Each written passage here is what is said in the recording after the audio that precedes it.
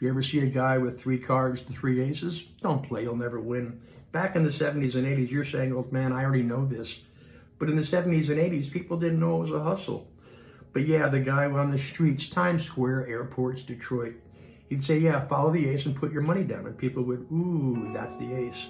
He'd move it around like this, and people would say, well, that's easy. And they'd all put their money down over here, and they'd win. He'd let them win. I repeat, he'd let them win.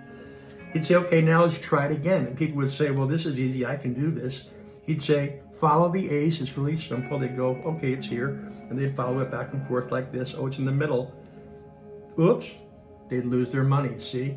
And then when the guy got really, this is where it got really like a scam. This is the scam part. He'd bend, well, the whole thing's a scam. He'd bend the ace so it was like obvious. And he'd say, you saw the crimp, you see it? He'd say, now I want you to put your money down. People were like, well, that's obvious. He crimped, and they'd lose their shirt. Am I right? Don't ever play 3-card money.